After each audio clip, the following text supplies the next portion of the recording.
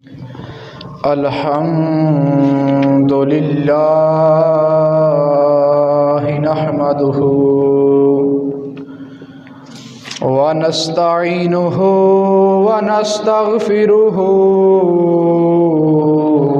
व नुमिनु बिही व नतवक्कलु अलैहि व नऊज़ु बिल्लाहि मिन शुरूरि अनफुसिना व मिन सय्यिआति अअमालिना मन यहदिहिल्लाहु फला मुदिल्ल लहु व मन युद्लिल्हु फला हादिय लहु व नशहदु अन्न सय्यदना व नबिय्यना व हबीबना व तबीबना व गौसना व गयासना व मुगीसना व मुईनना व सिराजना व निज़ामना व अशरफना व कुतुबना व फरीदना मुहम्मदन अब्दुहु व रसूलुहु सल्लल्लाहु तआला अला आलिहि व अस्हाबिहि अजमाइन। अम्मा बाद फ़अऊज़ु बिल्लाहि मिनश शैतानिर रजीम। बिस्मिल्लाहिर रहमानिर रहीम।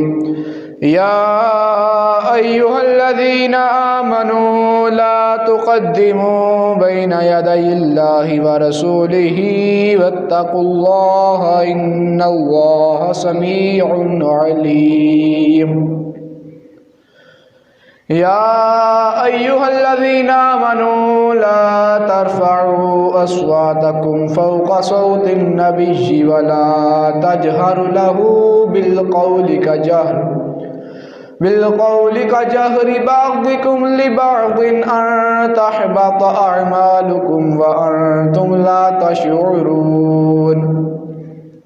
सदक़ल्लाहुल अज़ीम व सदक़ रसूलुहुन नबियुल करीमुल अमीन व नहनु अला ज़ालिका लमिनश शाहिदीन वश्शाकिरीन वल्हम्दुलिल्लाहि रब्बिल आलमीन। इन्नल्लाहा व मलाइकतहु युसल्लूना अलन नबी या अय्युहल्लज़ीना आमनू सल्लु अलैहि व सल्लिमू तस्लीमा। अस्सलातु वस्सलामु अलैका या सय्यदी या रसूलल्लाह व अला आलिका व अस्हाबिका या सय्यदी या हबीबल्लाह। अस्सलातु वस्सलामु अलैका या सय्यदी या रहमतल लिल आलमीन व अला आलिका व अस्हाबिका या खातमन नबिय्यीन। सिद्दीक़ अक्स हुस्नो जमाले मुहम्मद अस्त, फ़ारूक ज़िल्ले जाहो जलाले मुहम्मद अस्त, उस्मान ज़े आयशा मुआ कमाले मुहम्मद अस्त, हैदर बहार बाग़े खिसाले मुहम्मद अस्त।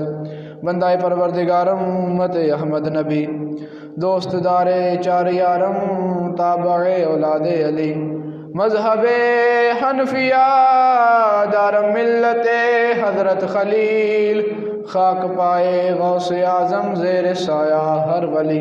अल्लाह की हम्दो सना के बाद बारगाह मुस्तफ़ा करीम अलैहि तहिय्यत व सना में नजराना अक़ीदत पेश करने के बाद सामईन ज़ीवकार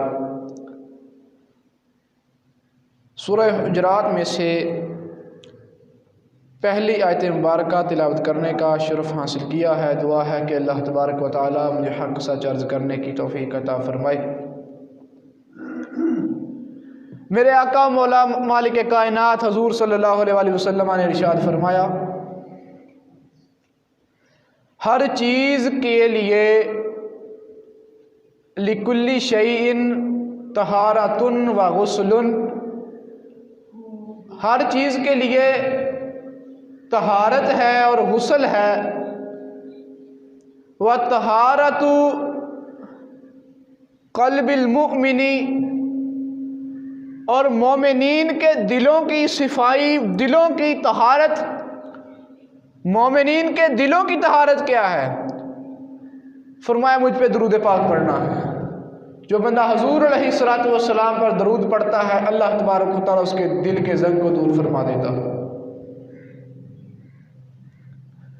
अल्लाह तबारक व तआला ने कुरान पाक में इरशाद फरमाया, या अय्युहल्लज़ीना आमनू ला तुक़द्दिमू बैना यदैहिल्लाहि व रसूलिही वत्तक़ुल्लाहा इन्नल्लाहा समीउन अलीम। फरमाया ईमान वालो, अल्लाह रसूल से आगे ना बढ़ो, अल्लाह से डरो। इन्नल्लाहा समीउन अलीम, बेशक अल्लाह तबारक व तआला बड़ा सुनने वाला है, बड़ा जानने वाला है। अल्लाह तबारक व तआला बड़ा सुनने और जानने वाला है। अल्लाह तबारक व तआला बहुत सुनने वाला है, बहुत जानने वाला है। अल्लाह रसूल से आगे ना बढ़ो।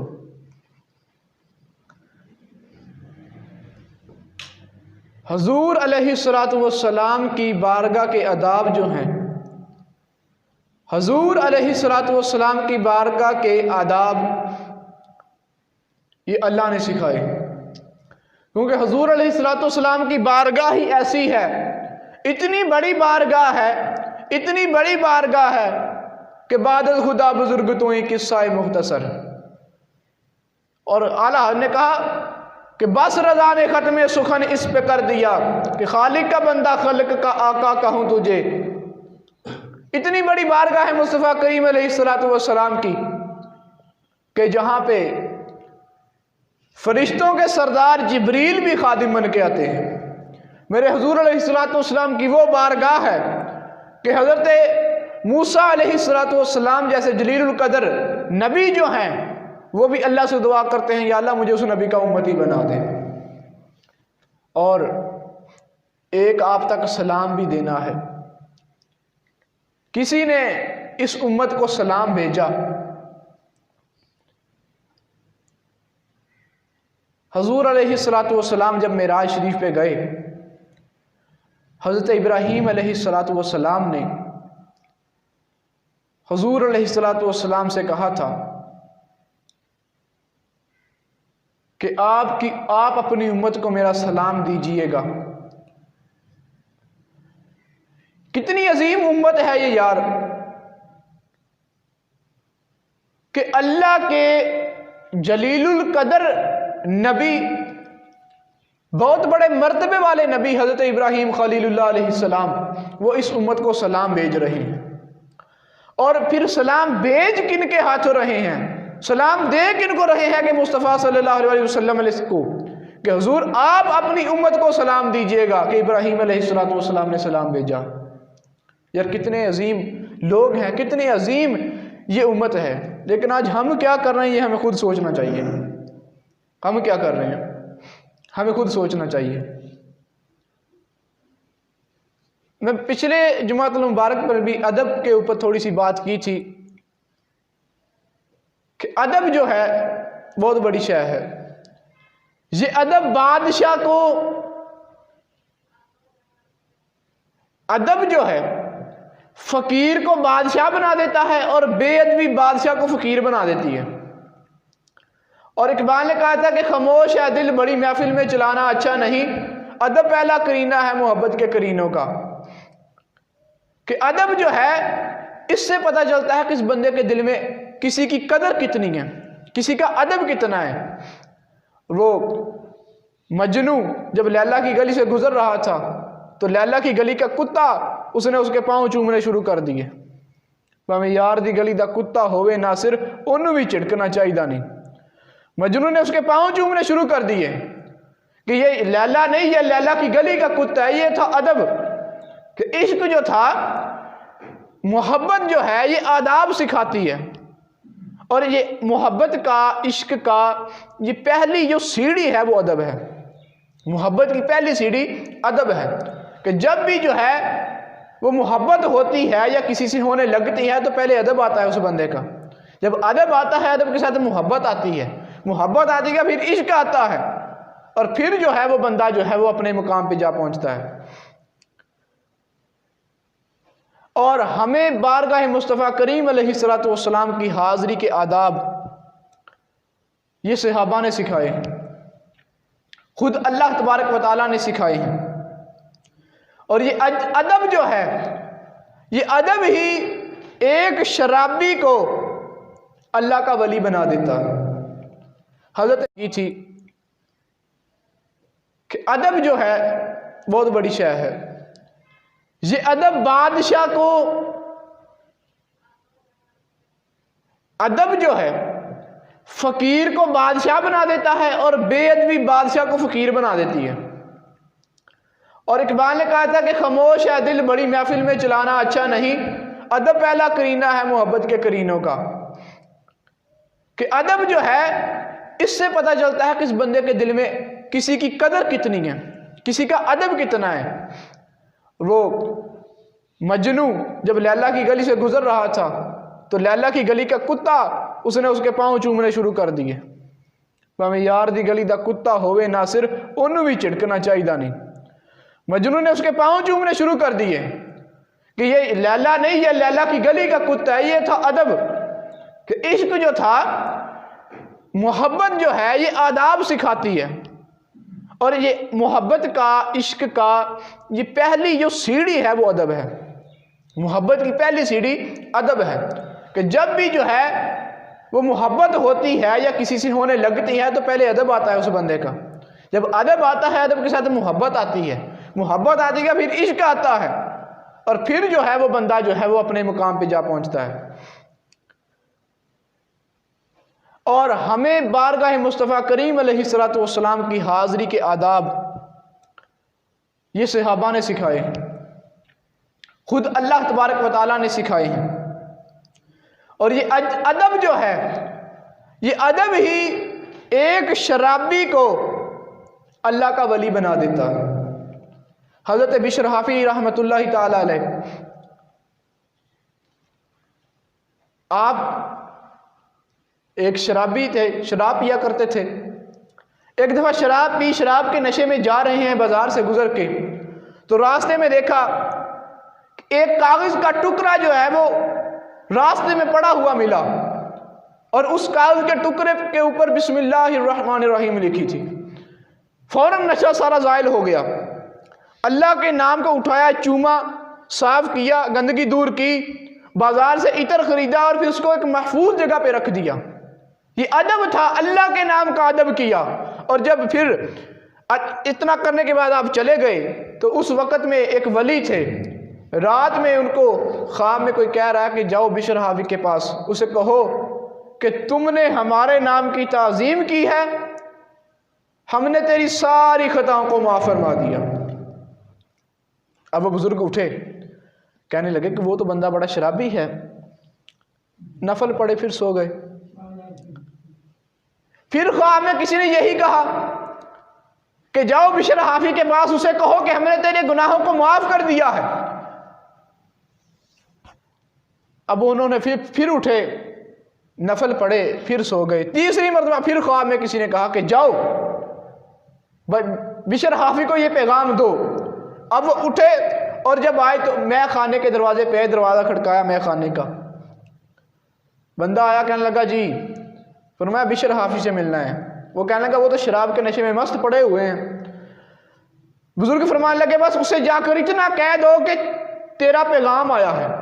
वो बंदा आया बिशर हाफी रहमतुल्लाह अलैह के पास, कहने लगा कि बिशर तेरा कोई पैगाम लेके आया बंदा। फरमाया पूछो किसका पैगाम है, कैसा पैगाम है। वो बंदा दोबारा इन बुजुर्ग के पास आया। ये बुजुर्ग फरमाने लगे बिशर से कहो कि अल्लाह का पैगाम है। वो बंदा दोबारा गया, बिशर से कहने लगा कि बिशर कोई बुजुर्ग आए हैं और कह रहे हैं कि अल्लाह का पैगाम लेके आया हूं, बस ये सुनना था कि नशा सारा ज़ायल। फौरन जूता पहने बगैर दौड़े बाहर आए, हुजूर फरमाए, कहा कि अल्लाह तबारक व तआला फरमाता है तुमने हमारे नाम की ताज़ीम की है, उसको गंदी जगह से उठाकर पाक किया, साफ करके महफूज जगह पे रख दिया। हम तेरे दिल को साफ करते हैं, हम तेरे दिल को साफ करते हैं, जा तेरे सारे पिछले गुनाहों को हमने माफ फरमा दिया। अल्लाह की रहमत बहाना ढूंढती है मेरे दोस्तों, उसकी रहमत है बहाना ढूंढती है। बस फिर क्या था, आप गुनाहों से ताइब हुए और फिर ऐसे ताइब हुए कि अल्लाह के वली बन गए। ता क़यामत जो है जब बिशर हाफी का नाम आता है तो लोग सरों को झुका लेते हैं। वजह क्या है कि जिन्होंने रब के साथ जोड़ी है तो फिर रब ने उनके साथ ऐसी जोड़ी है कि दुनिया खत्म हो जाएगी लेकिन उनका नाम खत्म नहीं होगा। रब फरमाता है बंदे तू आ तो सही मेरी बारगाह में, वो तो बड़ा करीम है, बड़ा रहीम है यार, बड़ा मेहरबान है हमारा रब हम पे। वो कहता है मेरी बारगाह में आओ, तुम बस आओ। फरमाया कि अगर बंदे तू मेरी तरफ एक कदम चल के आएगा, मेरी रहमत 10 कदम तुम्हारी तरफ आएगी। बड़ा करीम है, बड़ा रहीम है। अल्लाह तबारक व तआला हमें अपनी बारगाह में हाजिर होने की तौफीक अता फरमाए। यार मर तो सब ने जाना है, सब ने मरना है, लेकिन बाबा जी फरमाया करते थे अल्लामा रिजवी साहब कि कुछ ऐसा कर जाओ कि जब रूह मेरी पैराहाने खाकी से निकले तो रोजे से आवाज आए ओ मेरा फकीर आया। कुछ इस तरह का कुछ कर जाओ दुनिया पे। अल्लाह से दुआ मांगनी चाहिए, वो दुआओं को कबूल करने वाला है कि या अल्लाह मर तो हमने जाना ही है, लेकिन थोड़ा कोई दीन का ऐसा काम हमसे ले ले, कोई ऐसा काम ले ले कि ता क़यामत जो है वो तेरे दीन के पहरेदार का नाम जो है वो लोग के नाम से हमें जाने। कोई ऐसा काम ले ले कि या अल्लाह जब भी तेरे दीन की बात आए तो लोग हमें जाने। वो दुआओं को कबूल करने वाला है। और फिर ये बेअदबी जो है ना, ये इंसान को कहां से कहां तक पहुंचा देती है। एक शराबी ने अदब किया, अल्लाह ने वली बना दिया, और एक बड़े नेक बड़े मुत्तकी बंदे ने बेअदबी की। उससे पहले मैं आपको एक और मिसाल देता हूं। शैतान जो था बड़ा नेक था, बड़ा मुत्तकी था, बड़ा मुअल्लिम था फरिश्तों का, जन्नत में इबादत किया करता था, जमीन के चप्पे चप्पे पे इसने सजदा किया है। शैतान ने अल्लाह की बड़ी इबादत किया करता था, फरिश्तों का उस्ताद था, लेकिन हुआ क्या? अल्लाह ने कहा आदम को सजदा कर मेरे प्यारे को। अल्लाह ने कहा मेरे प्यारे को सजदा कर। बेअदबी कर ली, बेअदबी कर बैठा। हुआ क्या? सजदे गए, नमाजें गई, रोजे गए, सब कुछ गया, एक बेअदबी की वजह से। वो जहां फरिश्तों का उस्ताद था, जहां वो एक बहुत बड़ा आलिम था, बेअदबी की वजह से वो शैतान बन गया, लाइन बन गया। और अल्लाह ने कहा काना मिनल काफिरीन। कुरान में अल्लाह ने कह दिया फखरुज, अल्लाह ने कहा निकल यहां से, तूने मेरे प्यारे की बेअदबी की है, चल यहां से निकल। और फिर शैतान हज़रत मूसा अलैहिस्सलाम जा रहे थे कोह तूर पे अल्लाह से कलाम करने। शैतान कहने लगा जी किधर हूं? फरमाया अल्लाह से कलाम करने के लिए कोह तूर पे जा रहा हूं। कहने लगा जी एक मेरी भी गल अल्लाह तक लै जियो। पूछो या अल्लाह जी मैं माफ़ी मंगा तो मेरी माफ़ी कबूल हो जाएगी, मेरी तौबा कबूल हो जाएगी? मूसा अलैहिस्सलाम कोह तूर पे गए, हम कलाम हुए अल्लाह से, अर्ज किया बारी ताला, रास्ते में इब्लीस मिला था, कहता था कि मेरी तौबा कबूल हो जाएगी। फरमाया मैं अपनी मैं तो नाराज ही कोई नहीं उहदे नाल। बारी ताला इरशाद फरमाया मैं अपनी वजह से तो नाराज ही नहीं हूं। उसे कहो आ जाके आदम अलैहिस्सलाम की कब्र पे माफी मांग ले, मैं उसे माफ कर दूंगा, उसकी तौबा कबूल कर लूंगा।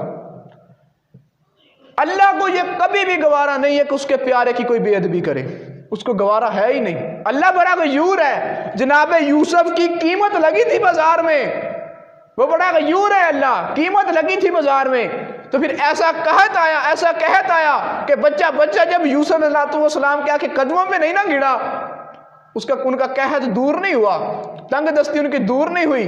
और मैं आज वो इब्राहिम उनका आदम अलैहिस्सलाम की कब्र पे जाके माफी मांग ले, उसको माफ कर दिया जाएगा। बेअदबी जो है ना, ये इंसान को कहीं से कहीं दूर ले जाती है। और जनाबे वाला हजरत सईदना इमाम अहमद बिन हंबल रहमतुल्लाहि ताला अलैह, आप एक झील के किनारे पे वुजू कर रहे थे, झील बनी होती है इस तरह, आप उसमें वुजू कर रहे थे। एक बगदाद का डाकू था, वो भी हाथ मुंह धोने के लिए उस झील पे आया। अब आप वुजू कर रहे थे, बुजुर्ग आदमी है, ऊपर चढ़ा नहीं गया, आप कहने ना, आपने सोचा चले मैं नीचे बैठ के वुजू कर लेता हूं। अब आप झील पे बैठ के वुजू कर रहे थे, वुजू फरमा रहे थे, तो वो डाकू आया। अब वो ऊपर की तरफ पहाड़ी की जानिब जब गया ना वुजू करने के लिए या हाथ मुंह धोने के लिए, जब आया उसने निगाह दुराई, देखा कि उसकी निचली जानिब जो है वो इमाम अहमद बिन हंबल रहमतुल्लाहि ताला अलैह बैठे हैं। उसने सोचा, वो कहने लगा डाकू कि मैंने सोचा कि अगर मैं हाथ धोऊंगा तो पानी गुजर के जाएगा उनकी तरफ। वो अल्लाह के वली हैं, बहुत बड़े मुहद्दिस हैं हदीस के, तो मैं नापाक हूं यार, तो वेद भी हो जाएगी। वो डाकू कहने लगा, मैं वहां से उठा और इमाम मोहम्मद के पीछे से होकर आपकी और नीचे की जानब जाकर बैठ गया, वहां पे मैं पानी इस्तेमाल करना शुरू हो गया। इमाम मोहम्मद ने देख लिया, आप समझ गए यानजुरु बिनूरिल्लाह कि वो अल्लाह के नूर से अल्लाह का वली देखता है मोमिन बंदा, आप समझ गए।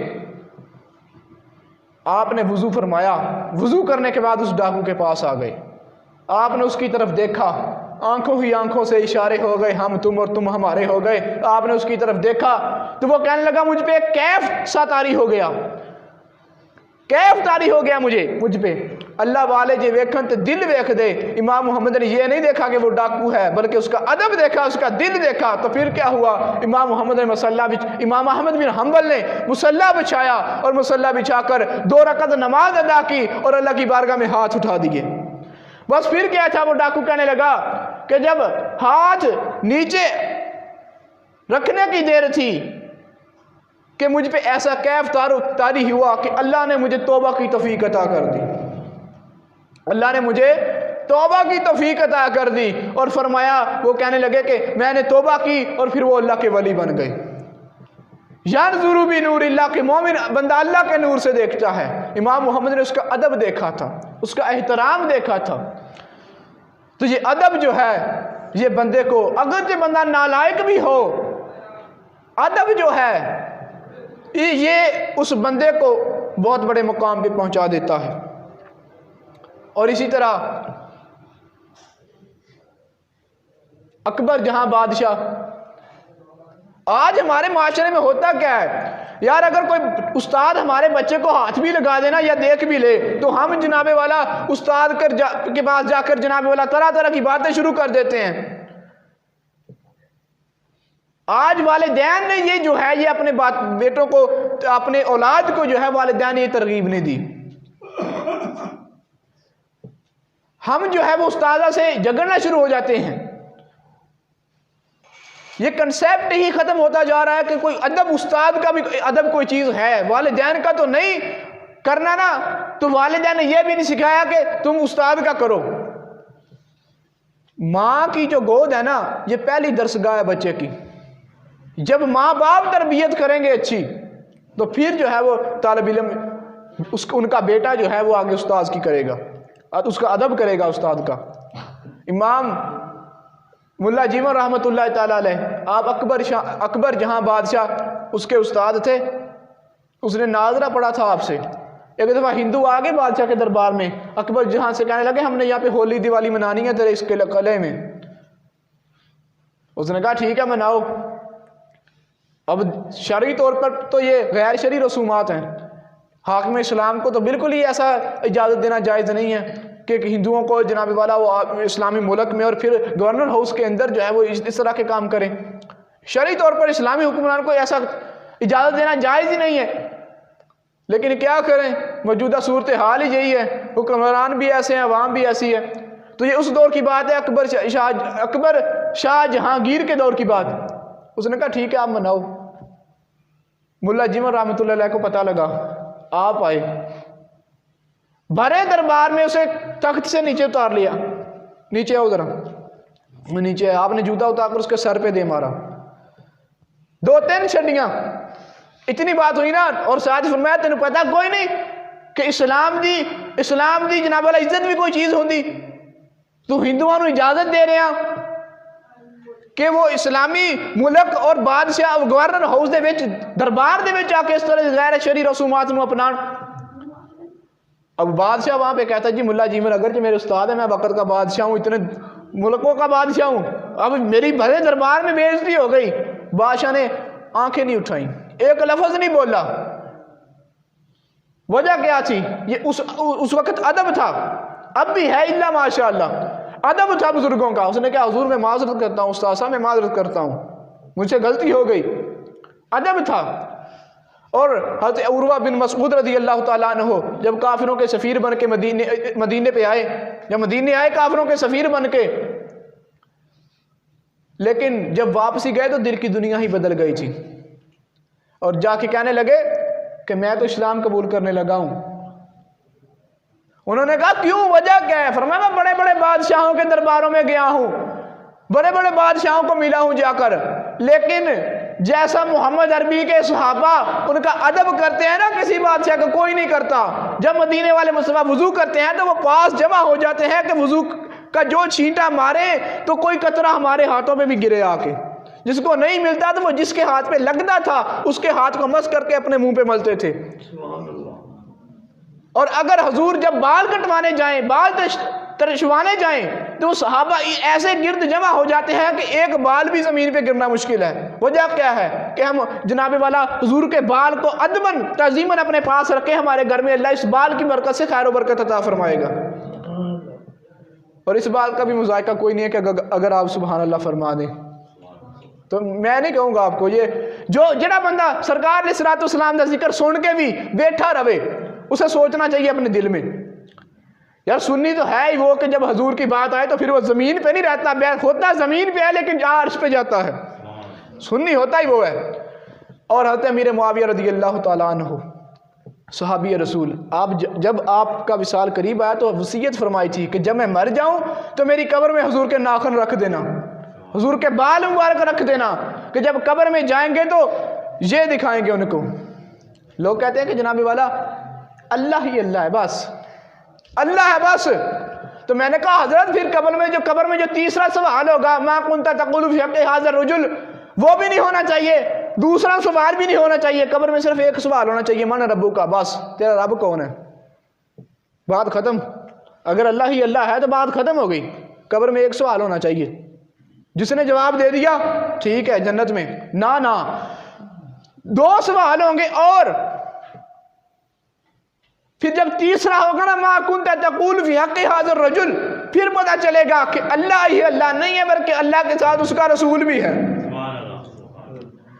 अल्लाह के साथ उसका रसूल भी है। आज ले उनकी पनाह, आज मदद मांग उनसे, फिर ना मानेंगे क़यामत में अगर मान गया। आज ले उनकी पनाह, फिर हुजूर के मर्तबे का पता चलेगा। वो फरमाते हैं ना कि कदर नबीदा एक ही जानन दुनियादार कमीने, कदर नबीदा जानन वाले सौंगे विच मदीने, ते कदर पानी दा मछली जाने या जाने मुर्गाबी, कदर नबीदा अल्लाह जाने या जाने असहाबी, ते कदर यूसुफ दा मालम होया भाइयां मिस्र गयानू, कदर नबीदा मालम होसी कब्रां विच पियानू। जब सवाल होगा मा कुंता तक़ूलु फ़ी हक़्क़ि हाज़ा रजुल, बता हुजूर के बारे में क्या कहता रहा तू, बता हुजूर के साथ कितनी वफा की है तूने, हजूर की गुस्ताख को फ्रांस के हाथों तूने बाहर भेज दिया, बता। कादियानियों को भाई कहता रहा है, क्या वफा की है तूने हजूर के साथ, बता। तो उस वक्त जो है फिर पता चलेगा हजूर की इज्जत कितनी है, कितना हजूर का मर्तबा है। अल्लाह ने कहा कि देखनी है हशर में इज्जत रसूलुल्लाह की। उस वक्त फिर सब मानेंगे जो आज भी नहीं मानते, कि जब अल्लाह तबारक व तआला बहुत बड़ी कुर्सी अपने नबी अलैहिस्सलाम को अता करेगा, हुजूर उस कुर्सी पे बैठेंगे और फिर खुद रब तआला हुजूर की हम्दो सना करेगा। उस वक्त तो सब मान जाएंगे, लेकिन आज ले उनकी पनाह, आज मदद मांग उनसे। उस वक्त तो मान नहीं है, आज भी मान जा, आज भी मान जा। ये हुजूर अलैहिस्सलाम को मर्तबा अल्लाह ने अता फरमाया, और ये सहाबा ने हमें बताया कि हुजूर का अदब कैसे करना है।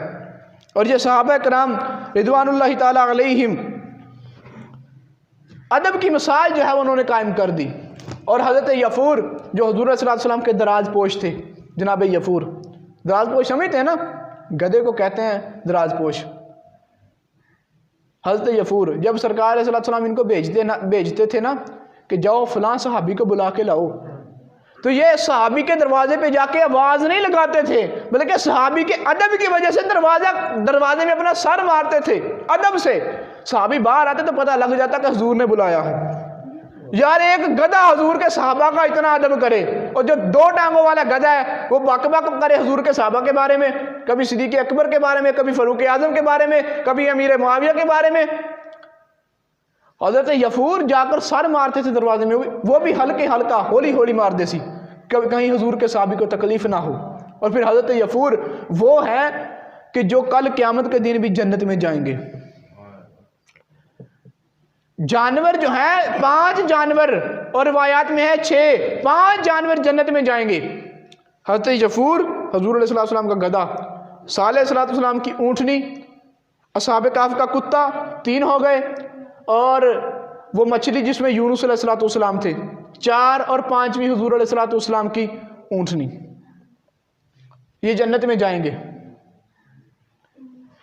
अगर जानवर अदब करे तो अल्लाह उसको भी भेज देता है जन्नत में। तो हम तो फिर भी इंसान हैं, हजूर के गुलाम हैं।